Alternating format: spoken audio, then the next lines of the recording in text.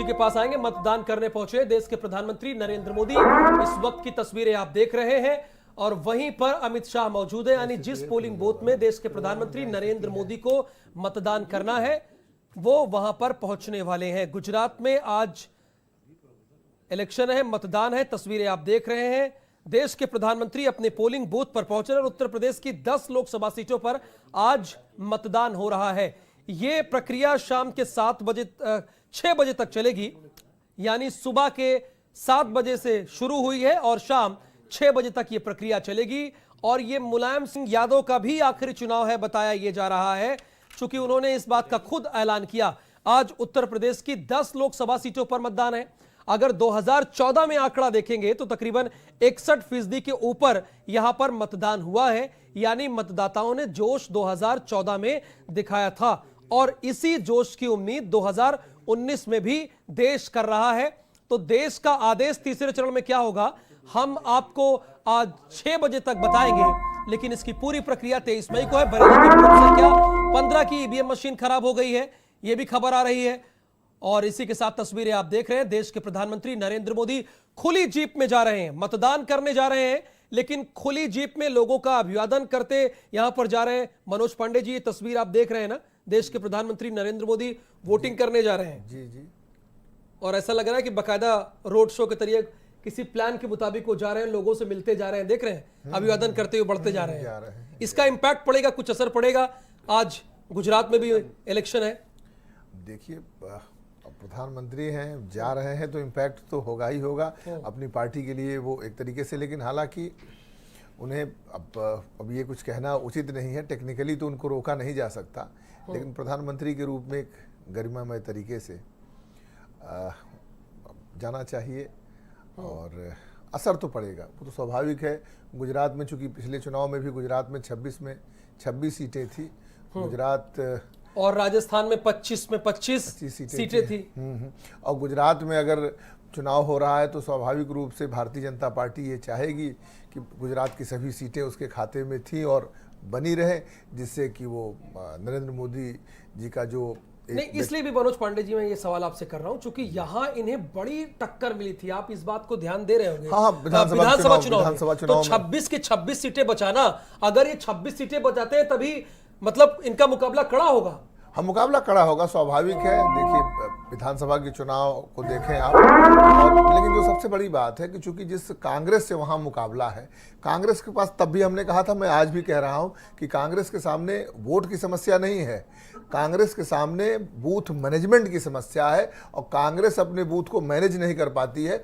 तो गुजरात में जो मुख्य मुकाबला है वो कांग्रेस से है और कांग्रेस के पास न तो देखिए विधानसभा के चुनाव में यदि कांग्रेस के पास बूथ मैनेजर होते, बूथ पर अगर अपना वोट पोल कराने में वो सफल रहते, तो निश्चित रूप से गुजरात का चुनाव परिणाम कुछ और होता। लोकसभा के चुनाव में चूंकि चुनाव बड़े मुद्दों पे लड़े जाते हैं, और अगर आप उस तरीके से देखें, यहाँ कोई कांग्रेस का प्रवक्ता नहीं है, अगर उस समय भी कांग्रेस के प्रवक्ताओं ने इस बात को माना था, और चूंकि मुकाबला गुजरात में कांग्रेस से है और कांग्रेस का बच्ची को जमीनी आधार बहुत नहीं। देश के प्रधानमंत्री नरेंद्र मोदी पोलिंग बूथ पर पहुंचने से पहले वहां पर अभिवादन स्वीकार करते हुए और एक छोटी सी बच्ची को उन्होंने अपने कंधे पर उठा रखा है, और अब से थोड़ी देर में ही वो मतदान करने जाएंगे। और निश्चित तौर पर जैसा कि मनोज पांडे भी इस बात का जिक्र कर रहे हैं कि जिस तरह से विधानसभा चुनावों में भारतीय जनता पार्टी को कड़ी टक्कर मिली थी और बामुश्किल सरकार भारतीय जनता पार्टी ने विधानसभा में बनाई थी, अब 26 के 26 लोकसभा सीटों पर चुनौती कड़ी है।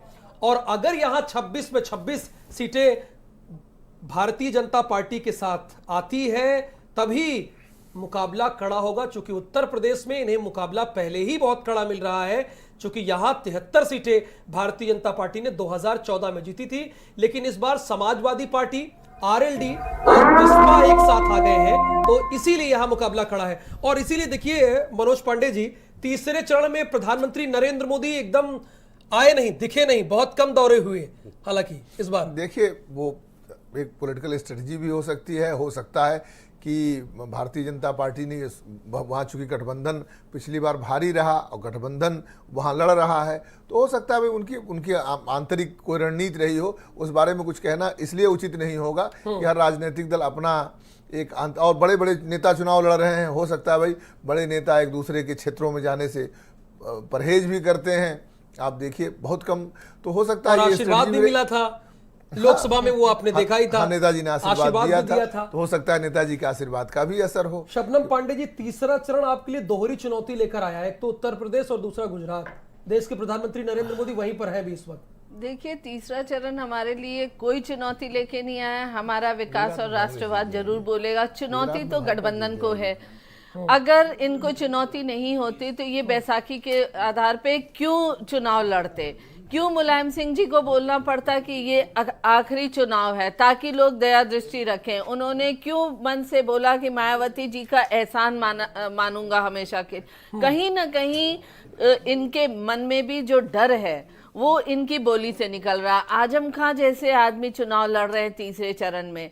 महिलाओं का 2 चरणों का अगर मतदान देखा जाए तो पुरुषों से ज्यादा देखा गया है दोनों चरण में। एक में %.5, एक में %.5 से थोड़ा कम, इस तरह करके महिलाओं का है। क्या महिलाएं ऐसे आजम खां को वोट देंगी? तो निश्चित तौर पे कहीं ना कहीं आधी आबादी तो नकारेगी। जिस तरह से तस्वीरें आ रही हैं बूथ पर, लगातार पैर छू रहे हैं, आप देख रहे हैं। इसी पे भारत समाचार ने एक खबर दिखाई थी, असर हुआ। डॉक्टर भोला सिंह थे, उस वक्त आप मौजूद थे, उनके खिलाफ एक्शन लिया गया। तो बूथ में हालांकि प्रत्याशी तो नहीं है यहां से नरेंद्र मोदी, लेकिन फिर भी लोग उनके पैर छू रहे हैं। थोड़ा सा इस बात को रोकना चाहिए या मना करना चाहिए? आशीर्वाद ले रहे हैं या ऐसे होता है, ये प्रक्रिया सहज है? देखिए, भारत में एक सामान्य शिष्टाचार है। पैर छूने को तो बहुत ज्यादा टेक्निकली आप नहीं कह सकते कि लोगों को मना किया जाए। हाँ, अगर प्रधानमंत्री जी वोट मांगते हैं या लोगों से अपील करते हैं तो एक बहुत बड़ी बात होगी। पैर छूना एक शिष्टाचार है, तो शिष्टाचार के नाते अब ये तो नहीं कहा जा सकता कि प्रधानमंत्री जी का कोई और पैर, वो किसी को बुला करके तो कह नहीं रहे होंगे कि हमारा पैर छुएं आप। तो एक सामान्य शिष्टाचार है, इसमें ऐसी कोई बात नहीं कही जा सकती है। पैर छूना कोई इतनी बड़ी बात नहीं है। तो अमित शाह भी यहाँ पहुंचे हुए, देखिए स्वागत कर रहे हैं। ये बूथ के पहले की तस्वीरें हैं। अब देश के प्रधानमंत्री नरेंद्र मोदी अपने मताधिकार का इस्तेमाल करने के लिए जा रहे हैं।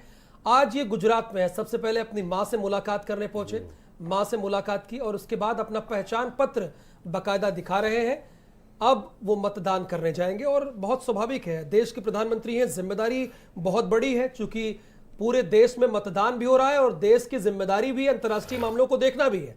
और ये तस्वीर देखिए, बाकायदा सारी प्रक्रियाओं से गुजरते हुए देश के प्रधानमंत्री नरेंद्र मोदी, और अब से थोड़ी देर में ही वो अभी पीठासीन अधिकारी के पास है और यहां पर वो अपना उन्होंने पहचान पत्र दिखाया और दस्तखत, चूंकि ये प्रक्रिया है, निर्वाचन अधिकारी ने वो कागज दिया जहां पर उन्हें सिग्नेचर करनी है और अब इसके बाद वो अपने मतदान का प्रयोग करेंगे। और ये तस्वीरें निश्चित तौर पर उन लोगों के लिए भी है जो उत्तर प्रदेश की 10 लोकसभा सीट में रह रहे हैं और पिछली बार बेहतरीन परफॉर्मेंस इन लोगों ने की थी, प्रथम श्रेणी में उत्तीर्ण रहे थे।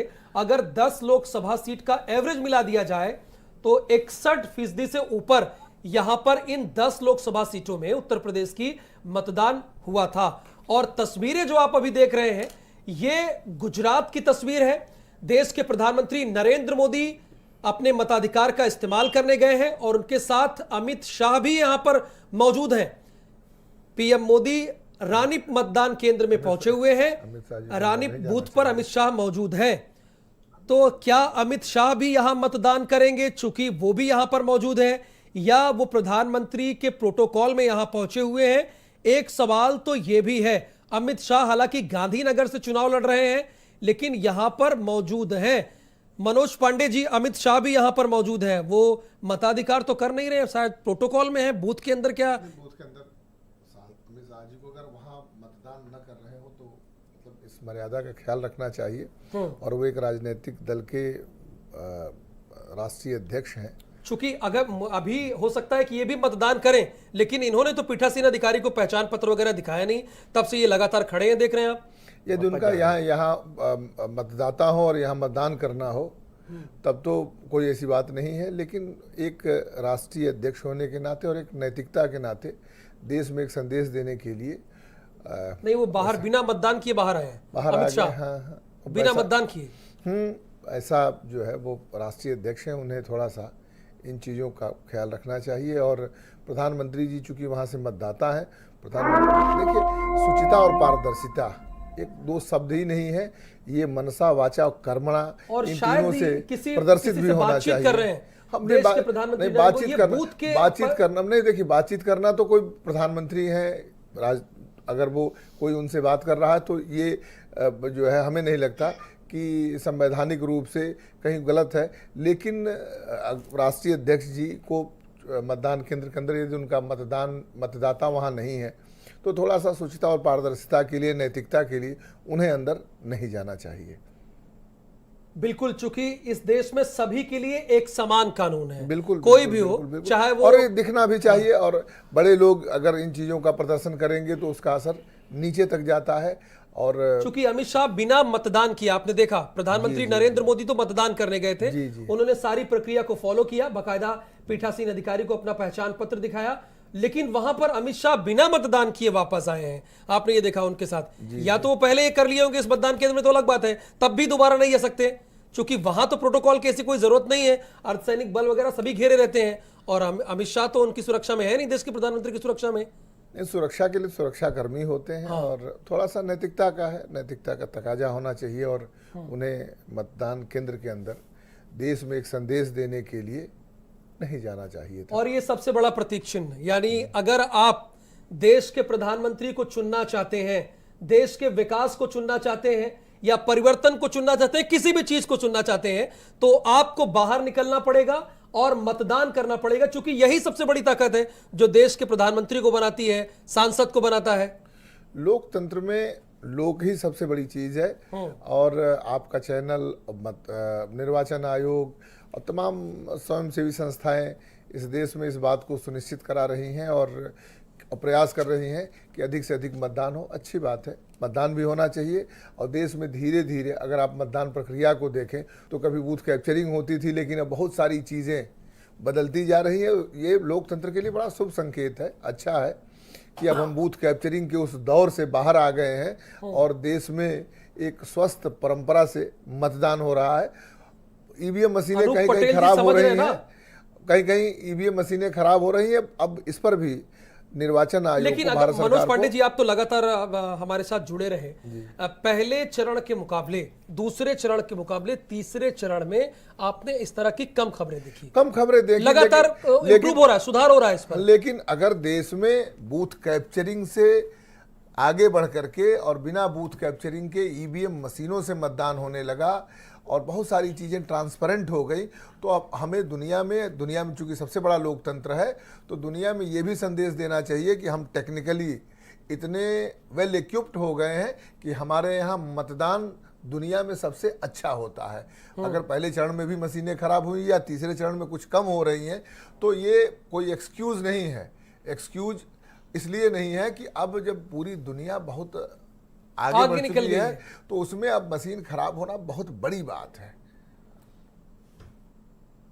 देखिए तस्वीरें, आप गुजरात की तस्वीरें देख रहे हैं। प्रधानमंत्री नरेंद्र मोदी अपने मताधिकार का इस्तेमाल करके बाहर निकले हैं। इसके पहले वो एक खोली जीप में थे और अभी वो पैदल चल रहे हैं। उनके साथ राष्ट्रीय अध्यक्ष अमित शाह भी हैं, उन्हें भी मतदान करना है। डॉक्टर अनूप पटेल जी चुनौती ही नहीं मान रही है। शबनम पांडे, आप थोड़ा देर से हो गए, वो कह रही थी कि गुजरात में तो कोई चुनौती ही नहीं है और 10 लोकसभा सीटों में वो कड़ी टक्कर दे रही है सबको। चलिए, ये बात अच्छी है शबनम जी की कि कम से कम वो विपक्षियों को उन्होंने कड़ी टक्कर में ला दिया। अदरवाइज जो और भी बीजेपी के लीडरान हैं उनको तो फर्क ही नहीं पड़ता है, वैसे फर्क नहीं पड़ता है विपक्ष का। जैसे 2004 में जब साइनिंग इंडिया हो रहा था, हम मिशन 300 लाएंगे, इधर जो है अमित शाह राष्ट्रीय अध्यक्ष, हम मिशन 350 लाएंगे।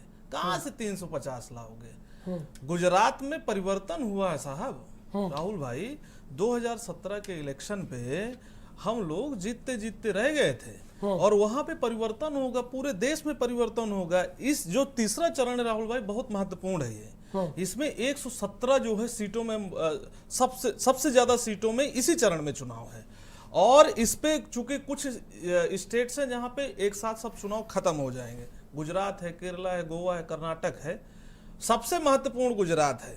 गुजरात से प्रधानमंत्री जी भी आते हैं। विधानसभा में तो आपने कड़ी टक्कर दी थी। बिल्कुल टक्कर दी थी। इसके बाद पंचायत के इलेक्शन में टक्कर दी थी। इसके बाद जो है नगर निगम के इलेक्शन में टक्कर दी थी और इस बार भी टक्कर दे रहे हैं। इस बार गुजरात की जनता जो है एकदम महापरिवर्तन के लिए तैयार है और ज्यादा बड़ी बात नहीं है। जैसे जैसे आप जो है गुजरात से उतरते हुए कर्नाटक तरफ आएंगे, पश्चिम बंगाल की तरफ आएंगे, गोवा की तरफ आएंगे, असम की तरफ आएंगे, उड़ीसा की तरफ आएंगे, बिहार और उत्तर प्रदेश की तरफ धीरे धीरे धीरे धीरे ग्राफ जो है एकदम नीचे की तरफ लुढ़कता हुआ चला जाएगा। कपिल श्रीवास्तव जी, इनका तो कॉन्फिडेंस बहुत हाई है, अनूप पटेल जी का, डॉक्टर अनूप पटेल का। ये देश का चुनाव है, देश के चुनाव के संदर्भ में कह रहे हैं। नहीं, बिल्कुल बिल्कुल अनूप पटेल जी को शुभकामनाएं। वही अच्छे माहौल में इलेक्शन हो, हम एक दूसरे को विपक्षी होने के नाते भी सराहे।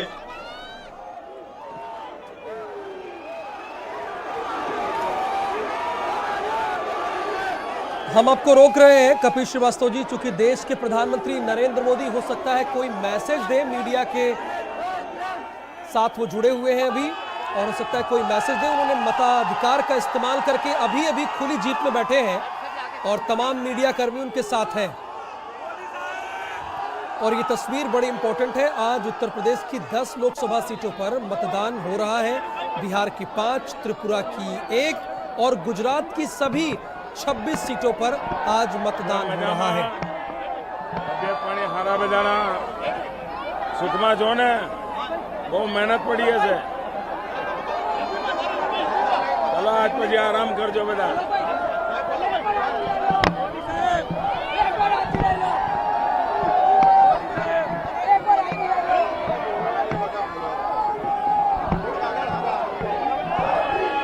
आज पूरे देश में तीसरे चरण का मतदान हो रहा है।